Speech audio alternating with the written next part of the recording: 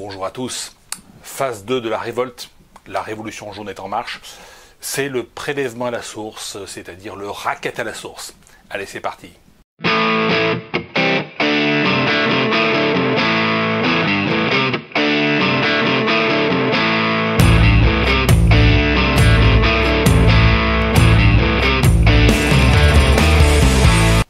Alors, phase 2. Oui, le racket à la source, le prélèvement à la source, qui va déclencher une nouvelle vague de violence, une nouvelle vague de révolte contre ce système politique complètement pourri.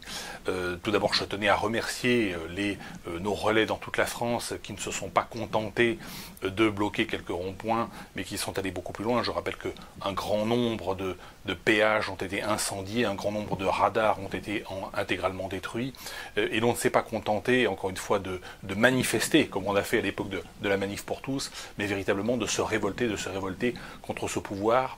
Et le peuple de France aujourd'hui, le peuple des Francs en réalité, est en train de divorcer de cette classe politique et de cette pourriture politique qu'il exploite.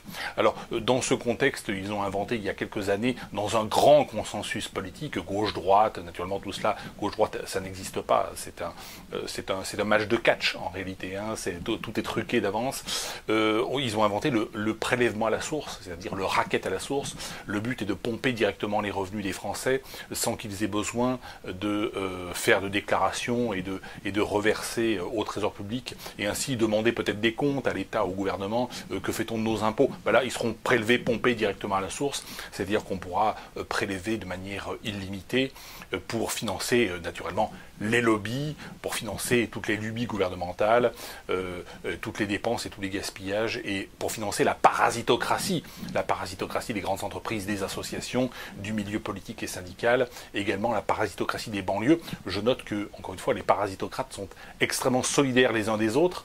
Hein, vous voyez, les grandes entreprises qui possèdent les médias sont totalement solidaires de la classe politique et syndicale, et les petites racailles de banlieue, hein, les petits parasites migrants, eux également sont totalement solidaires du gouvernement. Ils ne se révoltent pas. C'est ce que j'avais expliqué dans plusieurs vidéos.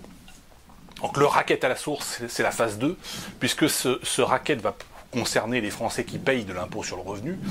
Donc ça ne concerne pas tout à fait le même public que le public des gilets jaunes, qui étaient souvent des petits salariés ou des petits retraités qui ne payaient pas forcément l'impôt sur le revenu. Là, on va taper la classe moyenne. On va taper la classe moyenne, moyenne inférieure, moyenne supérieure. On va taper l'électorat de Macron, on va taper l'électorat qui réside dans les centres-villes, qui réside à Paris, à Lyon, à Marseille, dans les grands centres urbains.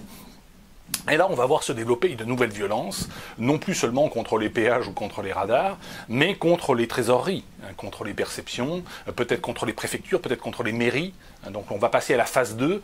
La phase 2 qui a été décidée, encore une fois, ce racket à la source a été décidé il y a plusieurs années. La légende dit que c'est dans une orgie à Marrakech, où je rappelle qui est la Mecque de la pédophilie internationale et notamment française. Vous savez que lorsqu'il s'agit de sodomiser une personne, que ce soit un adulte ou un enfant, il faut faire ce qu'on appelle une préparation anale.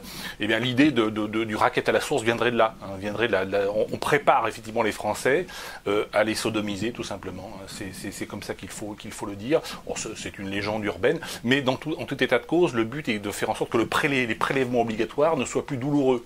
En réalité, cela va réduire fortement le pouvoir d'achat des Français, car beaucoup d'erreurs vont être commises par les entreprises et par Pôle emploi, par exemple, qui reverse aussi, qui prélève également à la source et qui pratique le racket à la source pour le compte du Trésor public, parce que les grandes entreprises et les administrations, comme Pôle emploi, ne voudront pas se mettre en défaut vis-à-vis du Trésor public. Donc ils prélèveront plus que ce qu'ils doivent, quitte ensuite à faire une régularisation. C'est pour ça que l'Élysée d'ailleurs a mis en place une cellule d'urgence concernant le racket à la source pour apaiser les tensions et pour éviter que la situation dégénère. Mais la situation va dégénérer dans tous les cas de figure. Alors, deuxième phase de la révolte. La troisième phase, ce sera lorsque une grande banque européenne va bientôt faire faillite.